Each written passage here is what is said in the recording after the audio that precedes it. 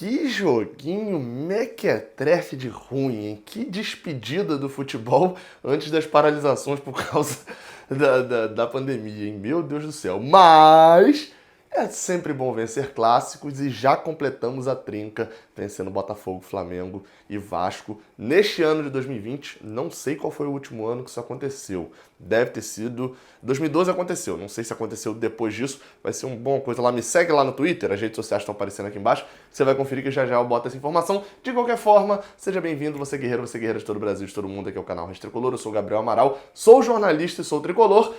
Fluminense 1, Vasco 0, na verdade a análise pocket de Vasco 0, Fluminense 1, mandra deles, o prejuízo é deles. O Fluminense volta a vencer o Vasco depois de praticamente 3 anos, lá em 2017. A última vitória do Fluminense tinha acontecido sobre o Cruz Maltino. Dê o seu like aqui embaixo, se inscreva aqui no canal, como eu falei, me segue lá nas redes sociais e vamos falar do jogo. Pois bem, Fluminense entrou com a escalação que todo mundo esperava. Eu tenho o vídeo de pré-jogo que eu já tinha lançado, falando sobre essa escalação, que era bem provável. E tem também a live que eu fiz antes do jogo, se você quiser ir lá reassistir. É legal porque dá pra ter noção ali do que eu falava pré-jogo. Eu apostava em 3-1 Fluminense. Até falei, o Fluminense deve fazer gols, mas não deve empolgar, e não empolgou. O Fluminense começou a partida dominando o jogo, e já vou falar logo aqui no início, eu vou discordar da posição de muita gente de falar que o Fluminense jogou mal. Eu não acho que o Fluminense jogou mal. Eu sei que você está me criticando, mas espera terminar de analisar para você falar aí e reclamar. Eu sei que tem um monte de idiota, eu vou chamar de idiota mesmo, que só ouviu essa parte que eu falei aqui e já está comentando aqui embaixo. É idiota. Se não ouvir a minha explicação para isso. Por que eu acho que o Fluminense não jogou mal? Com 11 minutos, o Fluminense dominava, mas a chance de gol é do Vasco, aquela do escorregão. Diego Julião, alguém tem que dar o pneu de chuva para Julião. Eu nunca vi um cara para escorregar tanto. O toque de Marrone, a bola vai para fora. O Vasco até teve outras chances, e na parada técnica eu escrevi o seguinte: o Fluminense por 3 vezes tinha a bola para avançar e preferiu devolver na defesa, para começar de novo. O Vasco estava até bem armado ali, no sentido de fechar as laterais do Fluminense, a ponto do Fluminense não ter muito como jogar pelas pontas. Que o Fluminense voltava essa bola na zaga para poder fazer aquele lançamento que o Hudson, Matheus Ferraz, Nino e Iago normalmente fazem, que é, tá aqui pela direita, lança pro ponta direita, chega junto com o lateral, o Fluminense chega com 2 contra 1, o Vasco estava se fechando bem, não permitia isso, ou seja, o Fluminense voltava a bola para a zaga, não tinha um lançamento e o jogo ficava modorrento.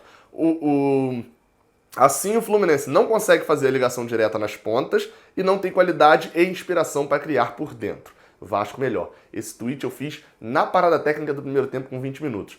Não tinha essa jogada pelas pontas e pelo meio, o meio estava mais povoado, o Fluminense não tinha nem qualidade suficiente para poder desbravar esse meio de campo, não mostrava esse tipo de qualidade e, além de tudo, ainda não mostrava inspiração para poder conseguir armar jogada por ali.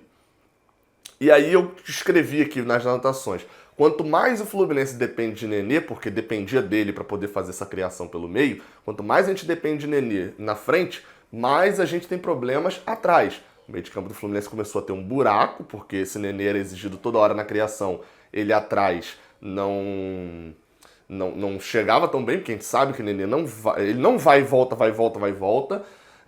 O Fluminense tem problema de recomposição com isso, e dentro disso, o Fluminense até então administrava. É óbvio que o Vasco, isso acontece em vários jogos, a gente depende de Nenê mais na frente. Só que contra times mais fracos. O Vasco, mesmo esse Vasco terrível, tem uma qualidade maior do que Resende, por exemplo. O Vasco e Resende empatou. Mas tem uma qualidade maior ali com a bola no pé e até de treinamento mesmo. Com isso, o Vasco ameaçou um pouco mais. Os 10% que o Vasco ficava com a bola para poder atacar, ele ameaçava mais do que o Fluminense no resto do tempo.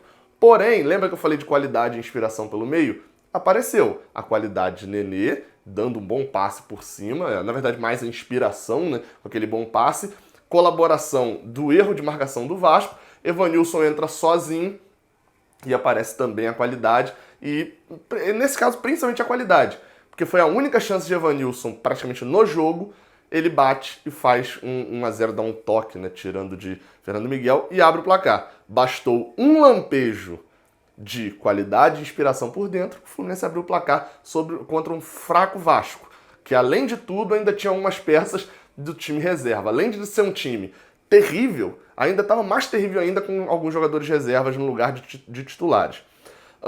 Coloquei aqui 2 tópicos ainda sobre o primeiro tempo que retratam bastante.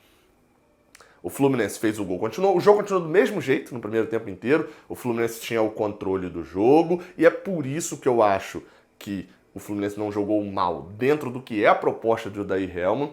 Por exemplo, vou usar um exemplo que todo mundo adora, Fernando Diniz. Se Fernando Diniz tem um jogo onde o time dele não consegue ficar com a bola, tenta ficar com a bola, e o outro time é quem domina as ações, o time está jogando mal dentro da proposta dele.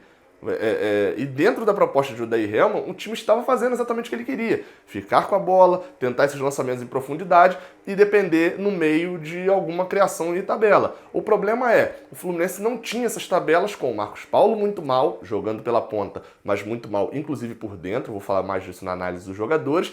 Nenê, com essa questão de a partir do momento que ele fez o gol, ele deixou de ser presença tão forte, mas no ataque começou a fechar mais um pouco o meio de campo. E lá na frente, o Wellington Silva, que não estava lá na frente, estava bem cá atrás, ainda com dificuldade, assim como o Marcos Paulo também tinha dificuldade, porque as partidas de Julião e Egídio não foram à altura do que normalmente a gente viu nos bons momentos com Gilberto e Egídio, o que fazia com que o Fluminense não tivesse também essa profundidade. Hudson é o segundo jogador com mais faltas no Campeonato Carioca, acho que isso é no final do primeiro tempo. No segundo tempo, possivelmente passou e se tornou o jogador com mais faltas. A gente tem o cincão batedor, é o Hudson, só que ele é branquinho, de cabelinho liso, preto, grande. Então a gente tem a marcação do Fluminense no meio, é muito mais pegada. E o Hudson tomou um amarelo, por sinal, bem rápido, né? E teve também no primeiro tempo ainda o lance da expulsão. Outro passe de Nenê, mais uma vez, só precisa de inspiração e qualidade de um lampejo. Outro passe de Nenê, Evanilson entra muito parecido, só que esse ele entra em diagonal com a perna direita, ou seja, era melhor para ele chutar. Falta de Ricardo Graça, um lance exatamente, eu tuitei na hora, exatamente igual, exatamente não, mas muito igual ao lance de Frazan no ano passado, que Frazan é expulso em São Januário contra o Vasco no Brasileirão. A diferença era, Evanilson estava muito mais perto do gol do que o atacante do Vasco naquele lance, a falta de Frazan foi bem mais longe do gol, ou seja, Evanilson era mais perigoso, porém o atacante do Vasco estava um pouco mais distante de Caio Henrique, que era o segundo marcador do Fluminense. Hoje o atacante do Fluminense, Evanilson, estava um pouco mais perto dos marcadores do Vasco. Resumindo, a interpretação é do árbitro. O árbitro é que define se é uma situação clara, manifesta e total de gol.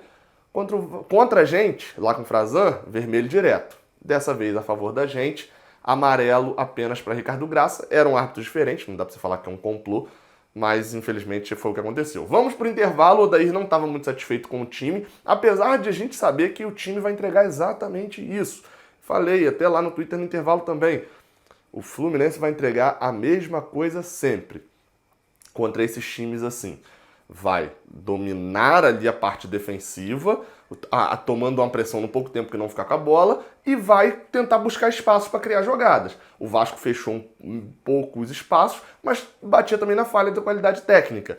E na qualidade técnica, eu coloquei aqui, ó, a frase que eu escrevi no primeiro lance do segundo tempo, ali com 5, 6 minutos, eu voltei e escrevi a mesma coisa com 35. Só que aí vi que já estava escrito, que é: o Fluminense voltou para o segundo tempo e apostou em dar a bola para o Vasco. E ao apostar isso, ele ganhou, porque ele deu a bola para o Vasco não tinha qualidade técnica e nem tática, nem jogadas táticas para poder ameaçar o gol do Fluminense efetivamente, tanto que só ameaçou depois que foi pro abafa, e o Fluminense ganhou, porque apostou em, estou ganhando, dou a bola pra você, você não sabe o que fazer com ela, eu vou roubar a bola de você e vou contra-atacar. Só que o problema é que o contra-ataque não existiu, e aí é onde eu acho que o Fluminense não foi bem no segundo tempo, como deveria ser. É importante dizer, quando eu digo que o Fluminense não jogou mal, eu não tô nem de longe falando que o Fluminense jogou bem não, tá? Isso é algo bem importante de dizer. O Fluminense não jogou, e também não é do meu gosto, o Fluminense não jogou mal em cima da proposta de Odair. Executou tudo que o Odair Hellmann queria no primeiro tempo e em parte do segundo tempo. E executou bem, conseguiu sair com a vitória por 2-0. Mas jogar bem, o suficiente para ganhar as próximas partidas, ou para ganhar outros times de Série A, para mim não foi não. Como eu falei, Marcos Paulo muito fora do jogo, bem mal, até mesmo nas jogadas por dentro, né, que era de condução, de passe, de finalização, ele não estava acertando nada disso. E nas laterais com problema com o Wellington Silva.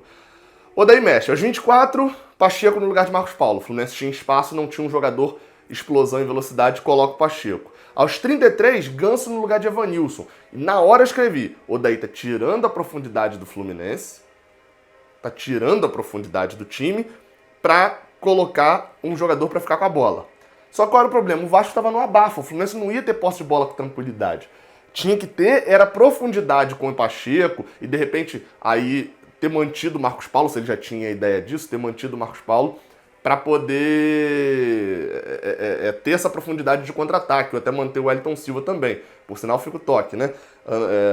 Ganso era o dono do time quando o Diniz estava lá. Dessa vez, o Odair ia tirar Nenê falou que não, que ele estava bem e não tirou Nenê, tirou o Wellington Silva. Odair tirou a profundidade, logo depois ele coloca o Caio Paulista no lugar do Wellington Silva, né? Que era a substituição onde ia sair o Nenê. E aos 37, um minuto depois, chance do Vasco, já no abafa. Chance do Vasco, erro de Hudson, espaços e Julião salva. Que é aquela jogada pela direita, chute cruzado do Iago Pikachu, toque de cabeça do Igor Julião salvando o Fluminense de tomar o gol. 4 minutos depois, o abafa do Vasco, chute de Ribamar, foi travado, acho que pelo Matheus Ferraz e pelo Hudson, não distingui na hora. Ou seja, o Vasco ia acabar empatando num lance fortuito, no abafa, e a aposta que o Odair Hellmann fez teria sido perdida. Enquanto eu escrevia isso, aos 43, pressionada de bola na frente, jogada pela direita, Caio Paulista bate a bola toca na trave, na cabeça de Fernando Miguel, e Fernando Pacheco faz a jogada certa, que era cabecear. Muitos jogadores ele teriam dominado, ele cabeceou e matou o Fernando Miguel, fez 2-0, não estava impedido, eu tive a impressão na hora de que estava, mas pelo VAR ter validado o gol significa que não estava e a gente ganhou. Ficaremos um bom tempo agora sem jogos, pelo visto. No mínimo aí, talvez uma semana e meia, 15 dias. E a impressão é que o Fluminense vai jogar esse futebol aí o ano todo. Não vai ser muito diferente disso, não. Algumas partidas um pouco mais inspiradas, algumas partidas um pouco menos. Hoje a gente teve déficits técnicos, jogadores que são bons tecnicamente não apresentaram-se bem no jogo. Porém, taticamente, torcedor, espera isso. Espera mais ou menos isso, porque não vai ser muito diferente, não. O Fluminense fez 1-0, matou o jogo. Para ganhar o Vasco foi suficiente, esse terrível Vasco de Abel Braga. No final das contas, fomos a 9 pontos. Amanhã, uma vitória do Volta Redonda contra o Madureira, caso haja jogo. Acho até que deve haver esse jogo. E a rodada deve ser cancelada depois, né? Imagino eu que o Carioca deve parar depois dessa partida entre Madureira e Volta Redonda. Caso o Volta Redonda vença, o Fluminense está praticamente classificado também para as semifinais da Taça Rio e continua com a diferença de 2 pontos para o Flamengo na tabela geral do Carioca. Enfim, amanhã tem mais vídeos aqui no canal. Saudações tricolores, até a próxima, valeu!